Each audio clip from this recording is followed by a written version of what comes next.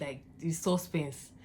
You could even think that what will happen, oh, this thing can happen, this, but then we are totally wrong. Like, they made us feel like they've leveled up, like they stepped up. They are not like the regular Nigerian movies that we see. Like, do you get? Because Nigerian movie, you can already predict what will happen, but this one you cannot predict what will happen in the next episode.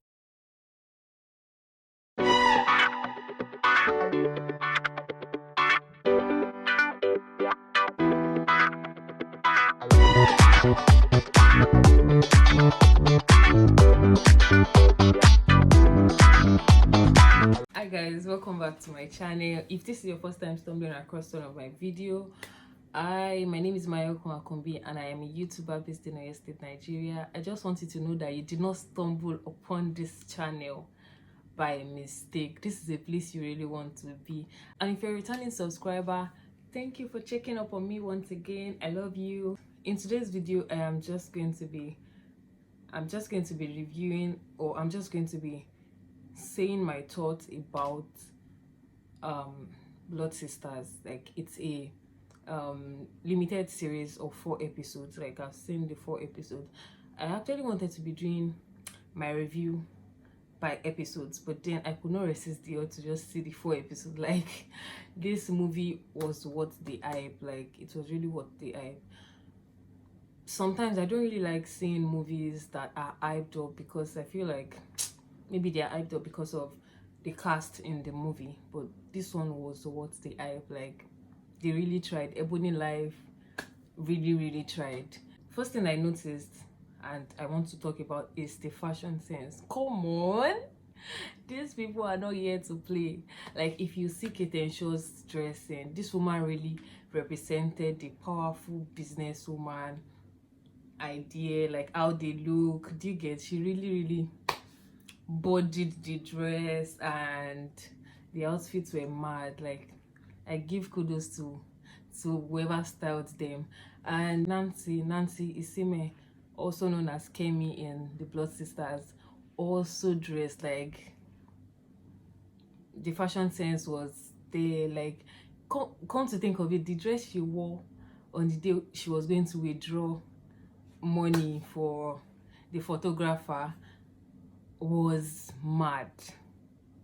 Like, I was so, like, I had to pause and look at the outfit. Like, what? The outfit to made sense. So in Dima's dressing to made sense. Sarah's dressing was okay. The dress that Mrs. Duru also wore on the engagement day too was mad. I was just looking at the dress like, what? I'll give accolade to whoever styled the dresses that they wore in that movie. They really tried. Are you talking about Etim Efyong? But I think his name is Aki. Yinka's dressing too, Kehinde Bankoli's dressing too was top notch. Like, let's move to the hair. Like, they really used good hairs. Like, if you see good hairs, you will know. Are we talking about the hair that Sarah used, or the one that Udrak used, or the one that Timei also wore? She wore good hairs. Like, in the places that she dressed nice, she wore good hairs too. Okay, so let me just pick the cast one by one. Let's my favorite actors, or my favorite casts, my number 1 casts are Femi and Yinka. Like, Femi and Yinka, they really, like, they killed their role as a couple. Like, any small thing like this, they are on the bed, they are doing whatever. Like, they really acted as couples. Like, they were so raw with whatever they did. It really made sense. Like, come to think of it, a Nigerian movie that they had to, like, display all those stuff. They really killed their role. Like, wow. So they could do something like this. That made sense. Are we also going to talk about the place where Timei was, the situation where Timei was in the rehab, and they showed they showed the people in the rehab, they showed their naked body. Like, they were having their bath, and they made us feel like everything was real. Like they didn't cover anything, they didn't make anything feel unreal. Like I give that to them too. And should we talk about talking about Time? Time is actually a good actress. Look at when she just came in and boom, she really made the audience know that, oh yes, I'm here. Like she really killed her role as well. Should we talk about Nancy, Sime, and Inedima, like as friends? They really made us know what friendship look like friendship of nowadays. Before you see friendship that will stay by each other and not blame each other for anything. Nancy, Kemi was trying to like what's it called, was trying to save her friend but accidentally killed someone, and Sarah still stood by Kemi that if we die, we die. Like, you killed this person, we both killed this person, we are sisters. Like, see, if you see a friend that will stay with you in times of troubles, like, oh more, that person is your sister or your brother, because that person really, like, that person have you at heart. Like, they really played the friendship idea, the ideal friendship idea. They really played that in the movie, and that made me even fall in love with them. Like, wow, they really, no, it was top notch. Should we now talk about Kemi? Is Kemi, I don't understand, has Kemi been doing this thing before? Because when they wanted to chop the head of the groom, in my mind I was like, please don't cut his head. I totally forgot I was seeing a movie. Please don't cut his head, please don't cut his head, was all that was in my head. And Kemi butchered this man's head. Omo, are you sure you've not been doing this? Like, it was crazy. She really understood that part. Like, Kemi really understood her role. Like, she really killed her role. Kemi was the jagaban. She was the one giving Sarah the morale. At some point, Sarah wanted to confess, and Kemi was like, we are not confessing, we die here, they won't catch us, we will not let them catch us. Like, she was really giving Sarah the morale, because Sarah was like, she was stunted in her dreams, and her mental health too was down, because she felt like they killed someone. And all, even though Kemi too killed that person for the first time, she still had to like summon up the corridor. We are not going to jail. We did this thing to defend ourselves. It was not like we killed someone intentionally, and we were just trying to like protect ourselves. What if you had died? What if Sarah had died? What would have happened to Kemi? And since we are talking about a very powerful household, like the family was Ademola's family is one big family. If they kill anybody, they just kill you, you go like that. So it's not like it's not like Kola was going to suffer anything, since their family is a wealthy one. So that aside, let's move to what happened at the engagement party. Like, why would you invite, like, the groom invited his ex, like the ex got an invite, while the bride's ex just came from nowhere. Even though he was trying to profess his love on that wedding, I felt like beating him up and beating Sarah too was uncalled for. Like, why would you should have Kola should have done it in a more mature way. Send him out because you really love your wife, and don't even beat your wife. He had to like punch his wife and all. That was what made Sarah had to like have a rethink. And when she spoke to Kemi too, Kemi was like, we are calling this wedding off. You cannot stay with someone that is going to like beat you all the time. We should not stand an abusive relationship. If you are in a relationship and someone is always beating you, it could happen to guys too. Females to beat guys in a relationship. Like, I'm not even joking, I'm not capping.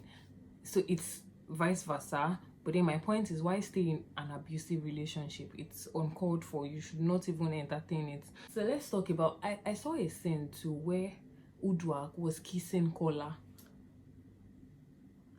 Kola is a grown-up man. Why would you kiss him? Fine, you love him so much, but why will you kiss him? You could kiss your son, that you could kiss your children that are young at their tender age, toddlers. You could kiss young children, but not a son, a grown-up man that is about to get married, and I saw you kiss him twice. That does not make sense. Like, no offense, but I feel it doesn't make sense to me. And let's talk about where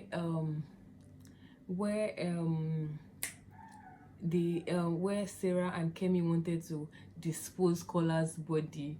Like, where did they get the houseware that they wore? Like, where did they get those wares? Did they collect it from someone? Did they bribe the person or something? Like, it's somehow really. But then, and also the photographer in the car lot or the car park, if he was invited for the engagement, why was he not inside? Why was he in his car? Why was he with his camera? I don't get that part. I don't really get that part. Where else did I feel was wrong? Okay, so what I love about this series was the fact that they really displayed a lot of themes, like themes like bribery. Look at where the inspector or the IG was bribed. Like, look at the hierarchy. Look at who Udwa gave the money to. Look at where it came and how for everything to be sorted out. Like, that is bribery and corruption. And even there was no money involved, they wouldn't have taken that Kola's case. They wouldn't have taken it as something very strong, but money sorted everything. That's bribery and corruption. Should we talk about the favoritism amongst children? Like, that should not. There's sometimes that within parent, like even in my house, sometimes me and my sisters ask my parents, Daddy, who do you love most? Mommy, who do you love? They'll say they love us equally. We know at the back of our mind that my father loves this person more. Like, if he favors this person more, it's just like a natural attachment towards a child. But then it should not be displayed. It should not be displayed. I feel like Udwak really displayed that favoritism towards Kola, and that brought about rivalry amongst siblings. Like, that made Femi despise Kola because it felt like he was doing everything to like please the mother, and the mother didn't see anything from his part. And even though Timeyi was pretending all along, did I just spoil your movie? No. Even though Timeyi was acting like fine, something made her to start taking out drugs and all, but then I felt like it was the mother. The mother caused everything that happened in that family. I feel like if Udrak was a good mother, Kola won't turn out the way it turned out. Kola is a monster. Like, why will you beat up? Why will you abuse females and take their drawings while they are in pain? That doesn't make sense. Am I dropping spoilers? No. So as I was saying, there is also a theme of friendship between Sarah and Kemi. We also have the theme of poor parenting. That has to be Mrs. Duru and her daughter. Like, Mrs. Duru and her daughter didn't go well. Like, Mrs. Duru was all about what will the society say. She was all after the money. She was not she didn't care about how her daughter felt. Sarah told her mother about the groom beating her, abusing her, and what Mrs. Duru would have to say is, just one slap. You want to leave your husband because of just one slap? That is very, very bad. Which at the end she got to know that it wasn't fair. Like, my phone went off and I was not aware, so I just have to like pick up some points. So as I was saying, thank God for Kenny. If not for Kenny in this lady's life, what would have happened to them? We wouldn't know, because Kenny sacrificed a lot in this movie. he was there for these babes, like he really tried for them. But I think I've not talked about blackmail, the theme of blackmail, in the sense that the photographer was blackmailing them. Talking about the organ harvesters, this is just letting us know that in this country or in anywhere else, there are organ harvesters around, and you should always be careful. If you feel unsafe in a space, leave the place, because people are dangerous. Even people you know are dangerous. Not talk of the people you don't know. Like, why will you enter a car when you know that you don't know this person?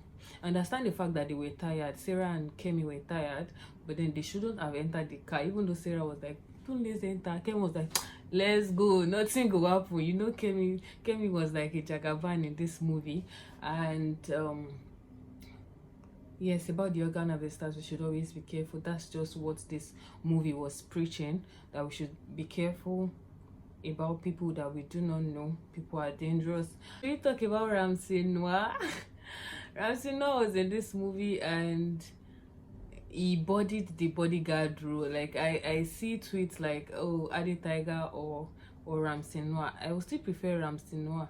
Like, I will still prefer Uncle B to Adi Tiger, because, or let's just say they are two different roles. Ade was like a bodyguard plus a son to King of Boys. Like, to Oba, it was like a son. Like, he didn't even have to like take instruction before he does something. But Uncle B was like Uncle B was like a ideal bodyguard. Like, he works based on instruction. He really killed his role as a bodyguard. We should not even put Ade Tiger and Uncle B in the same category. They really played different roles. And as I was saying, I think I saw Tony Abraham. I saw Tony Abraham and I saw Joke Silva or Joke da Silva. Sorry, I saw Joke Silva or Joke da Silva. I can't remember, but that's her name. She was Kemi's grandmother, and when I saw her, I was like, oh. But then I think she only appeared in like 2 scenes or 1, and I saw Tony Abraham too. She appeared just once, even though I felt like she should have appeared multiple times. Ramsey Noah was not even, did he even talk? Did I hear Ramsey Noah's voice? I don't think I heard his voice, but then let's give accolade to his cow. Ramsey, Uncle B's car was mad. Like, who does that?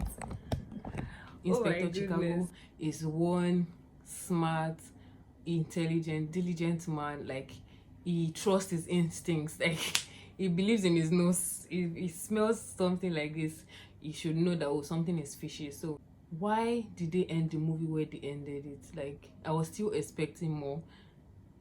Yes, even though I was not expecting too much, but then I was still expecting some things, because I need to know what happened to Udwak. I need to know what happened to Timenyi. Did Timenyi kill Udwak?